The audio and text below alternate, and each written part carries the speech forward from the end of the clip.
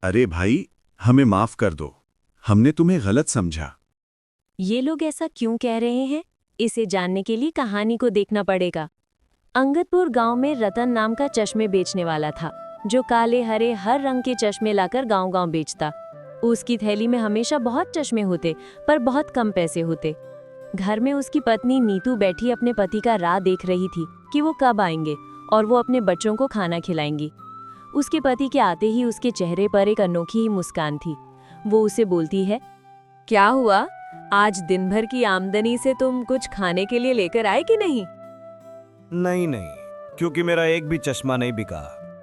ये सुनते ही उसकी पत्नी दुखी हो जाती है और उससे बोलती है, दिन भर गांव में घूमते हो लेकिन उसका क्या फायदा? तुम्हारी आमदनी से घर में ठीक से चूल्हा भी न जल पाता। मैं जानता हूँ मैं मेहनत पूरी ईमानदारी से करता हूँ, लेकिन कमा नहीं पाता। मुझे पता है, मैं तुम्हारी मजबूरी समझती हूँ। मैं भूखी रह लूंगी, लेकिन बच्चों का क्या? वो तो भूख नहीं सहन कर पाएंगे। सही कह रही हो तुम, मुझसे भी बच्चों की ये हालत देखी नहीं जाती। लेकिन तुम चिंता ना करो, मैं करता हूँ कुछ। लेकिन उसकी पत्नी को भी पता था कि उसके पास पैसे नहीं हैं, तो वो खाना कैसे लेकर आएंगे। ऐसे ही कुछ दिन गुजरते हैं। रतन बाहर की दुनिया में मेहनत करता रहा, मगर घर की हालत देखकर उसकी आत्मा बुरी तरह थक गई थी। हे भगवान, तू किस चरम का बदला ले रहा है मुझसे? मेरे बच्चों को भूखा रख के क्यों मेरी आत्मा को जला रहा है? अगर कुछ करना है तो मेरे से ले ले, पर मेरे बच्चों को भोजन जितने पैसे तो दे दे। मैं आज क्या मुंह बनाकर लेकर जाऊंगा घर? उसके चश्मे नहीं बिक रहे थे, इसलिए उसने तय किया वो जगह जगह घूमेगा और कुछ ना कुछ कर कर चश्मे बेचेगा। कुछ दिनों बाद ऐसे ही घूमते घूमते एक व्यक्ति उसके पास आता है। भाई जी, चश्मा कैसे है? बहुत अच्छे हैं भाई, और बहुत कम दाम में मिल रहे हैं। आओ बैठो पेड़ के नीचे। वो दोनों पेड़ के नीचे बैठ जाते हैं और जो व्यक्ति वहां आया था वो 3 चश्मा खरीद कर वहां से चला जाता है। उसके ऐसे ही बहुत सारे चश्मे बिकने लगते हैं। वो सबसे प्यार से पेश आता। अब उसके घर की हालत थोड़ी थोड़ी ठीक होने लगी। उस दिन वो जब घर लौटा, उसकी पत्नी बोली, आज कुछ लाए हो नहीं? अरे हाँ, आज बहुत कमाई हुई है। ये लो राशन और हमें खाना बना कर दो। ये सुनते ही उसकी पत्नी खुश हो जाती है। खाना बनने के बाद उसकी पत्नी और उसके बच्चे एक साथ मिलकर वहीं बैठकर खाना खाते हैं। उसकी ईमानदारी से गांव भर में उसकी पहचान बन गई। लेकिन अमर और जीवन, जो चश्मे बेचते थे, अब नुकसान में थे। अमर लालची था, जबकि जीवन भोला भाला। अरे देखो जीवन, अगर ऐसे ही चला रहा तो हमारा क्या होगा? हम तो कंगाल हो जाएंगे। अरे भाई, तुम चिंता क्यों करते हो? तुम भी मेहनत करो और अपना व्यापार आगे बढ़ाओ। लेकिन भाई, रतन की वजह से मेरा व्यापार नहीं चल रहा। अरे तो उसमें रतन की क्या गलती? तुम भी मेहनत करो और आगे बढ़ो। एक दिन अमर और जीवन दोनों रतन से मिलने उसके पास गए। भाई, इस गांव में नहीं लगते हो, कौन से गांव के हो? जी भाई, पास के ही गांव का रहने वाला हूँ भैया। बढ़िया है भाई, और बताओ कैसा चल रहा है धंधा है? अरे कैसा चल रहा है क्या मतलब हैं? अरे अच्छा ही चलेगा भाई। हैं? भाई ने तो हमारे धंधे को भी पीछे छोड़ दिया भाई। नहीं भाई, ऐसा कुछ नहीं है, बस भगवान का आशीर्वाद समझ लो। चल भाई, मेरे को भी थोड़े से अपने चश्मे दिखाओ। उन तीनों में दोस्ती हो गई, पर अमर मन ही मन उससे जलने लगा। एक दिन रतन घूम रहा था और उसे पता चला कि गांव में चोरी हुई है। अरे भाई, सुना है कि गांव में एक चोरी हुई है। हाँ भाई, सोने के गहने चोरी हुए हैं। सोने के गहने। हाँ, वैसे इससे पहले इस गांव में कभी ऐसे चोरी नहीं हुई। तुम्हारे आने के बाद ही यहाँ चोरी हुई है। रतन ये सुन हैरान रह गया कि वो मेरे बारे में, चोरी करने के बारे में कैसे सोच सकते हैं। तभी जीवन बोला, अरे रतन, अमर की बात का बुरा मत मानना, वो तो बस ऐसे ही मजाक कर रहा है। अरे भाई, कल रात फिर चोरी हुई। अब गांव जो है असुरक्षित हो गया है। बच्चे डरते हैं, औरतें रात में नहीं सो पा रही हैं। हाँ सच कह रहा हूँ भैया, कौन करेगा ये काम? कोई अंदाजा नहीं लग रहा है। अब तो बच्चों को भी फिर रात में नींद नहीं आती। देखो भैया, चोरी कोई साधारण आदमी नहीं कर सकता है, कोई नया आदमी ही कर सकता है, जो लालची हो और उसे पैसे की भूख हो। रतन समझ गया कि अमर का इशारा उसकी तरफ है, वो उसे जलता है, लेकिन वो उसे बिना कुछ कहे वहां से चला गया। लेकिन इस बार उसने ठान लिया कि आज रात वो पहरा देकर सच्चे चोर को पकड़कर दूध का दूध और पानी का पानी करेगा। बस आज की रात और असली चोर सबके सामने होगा। हे भगवान, मेरा साथ देना।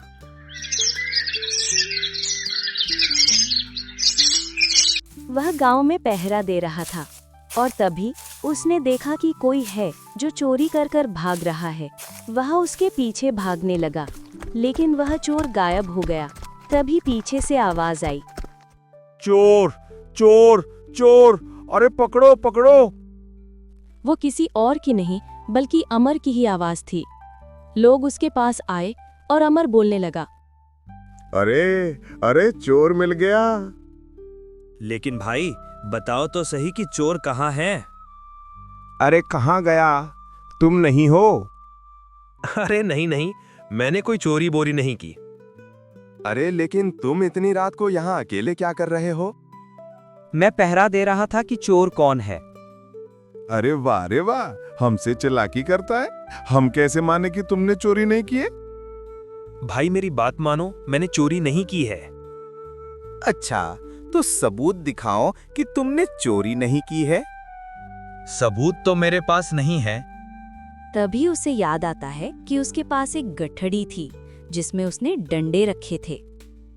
अरे हाँ हाँ, मेरे पास एक गठरी थी जिसमें कि मैंने डंडे रखे थे। जीवन तभी उसकी गठड़ी लेकर वहां आता है। सभी लोग गठड़ी को खुला देकर हैरान रह जाते हैं, क्योंकि उसके अंदर सोने का हार था जो चोरी हुआ था। अरे अब बोल ना, कैसे आया ये सब कुछ तेरे पास? अरे मुझे नहीं पता, मेरी इस गठरी में तो डंडे थे, लेकिन ये हार कैसे आया? अरे कैसे क्या? तुमने ही चोरी की है, अब झूठ तो मत बोल।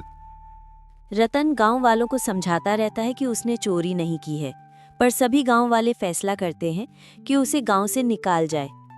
रतन रोते रोते गांव से चला जाता है। जीवन और अमर ये देखकर बहुत खुश होते हैं। अरे देखा जीवन, मैंने तो पहले ही कहा था कि रतन को इस गांव से निकलना बहुत ही आसान होगा। हाँ, लेकिन वो बेचारा अब क्या करेगा? अरे तू उस पर ध्यान मत दे, तू अपने मुनाफे पर ध्यान दे यार। कुछ दिनों बाद जीवन रतन के बच्चों और उसकी पत्नी को देखते हैं कि वो लोगों से भीख मांग रहे हैं। उसे ये देखकर अच्छा नहीं लगता, पर वो सोचता है कि मुझे तो मुनाफा हो रहा है, लेकिन अच्छा इंसान होने के नाते वो सोचता है कि मैं कितना गलत कर रहा हूँ। इसलिए वो अगले दिन ही चौपाल में पूरे गांव को इकट्ठा करता है और कहता है, गांव वालों, मैं आपको एक सच बताना चाहता हूँ। सब लोग ये सुनकर हैरान रह गए। मैं बताना चाहता हूँ कि चोर रतन नहीं है, वो तो उस रात चोर को पकड़ते ही गया था, लेकिन अमर ने एक साजिश रची और बेचारे को चोरी में फंसा दिया। सब लोग हैरान हो गए। वो सभी दुखी थे। उन्होंने अच्छे इंसान को गांव से निकाल दिया इसका बदला लेने के लिए। गांव वालों ने अमर को गांव से निकाल दिया। वो गांव से दुखी होकर जा रहा था। अगले दिन सभी लोग रतन को ढूंढने गए और रतन उन्हें मिल गया। जीवन बोला, अरे भाई, हमें माफ कर दो, हमने तुम्हें गलत समझा। अरे कोई बात नहीं भाई, लेकिन मैं तो केवल यहाँ व्यापार करने आया था, तुम लोगों ने मुझे गलत समझ लिया। गांव वाले रतन को उसके घर ले गए। उसकी पत्नी उसे देखकर बहुत खुश हो गई और बोली, आ गए आप, मुझे पता था कि आप निर्दोष हैं। हाँ, जब तक तुम हो मुझे किसी का डर नहीं है।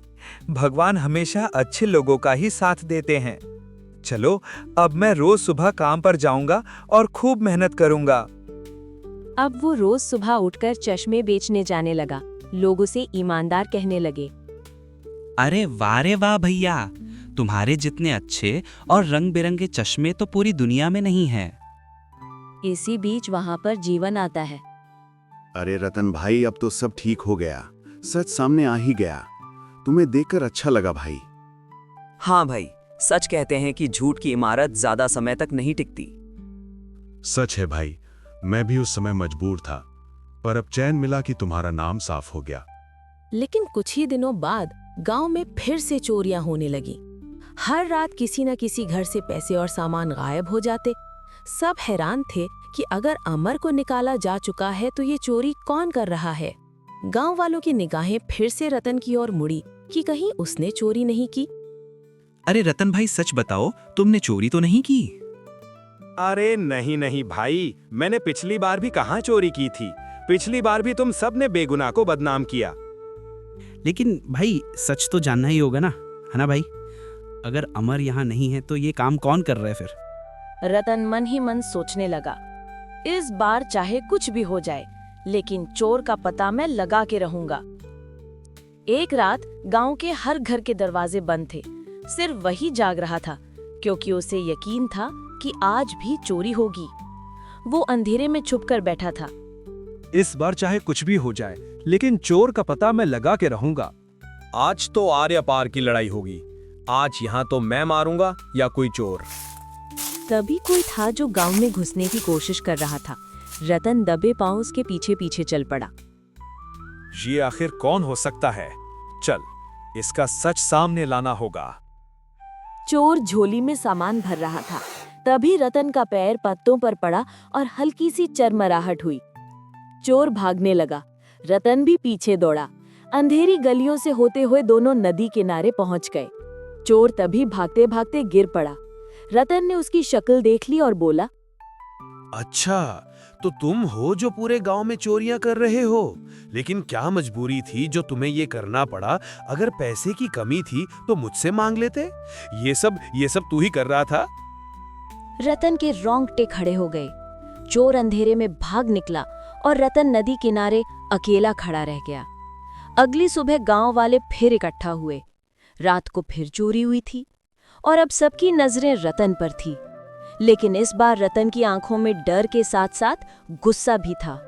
वो चाहकर भी उस आदमी का नाम नहीं ले पा रहा था। ऐ रतन, ये मान ले कि तू ही चोर है। नहीं, चोर मैं नहीं हूँ, चोर कोई और है। क्या मतलब? आखिर तो कहना क्या चाहता है रे? मैं बस इतना कहना चाहता हूँ कि मैं उसका नाम नहीं ले सकता। भीड़ सन्न रह गई। सबकी आंखें एक दूसरे पर टिक गई। अब सस्पेंस और गहरा हो चुका था, क्योंकि रतन ने नाम लेने से इनकार कर दिया था। इसका मतलब रतश, तू भी उसके साथ चोरी करता है। इसका मतलब ये है, आखिरकार जिसने हमें दूध पिलाया उसी ने हमें डसा है। अरे चलो सब लोग इसे मारो। सभी लोगों से मरने ही जा रहे थे कि तभी जीवन का बेटा दौड़ा दौड़ा वहां आता है और बोलता है, अरे भैया को मत मारो, मैं बताता हूँ कि असली चोर कौन है। अरे जल्दी बता कौन है, वरना इसे शूट डालेंगे। चोर कोई और नहीं, मेरे पापा हैं।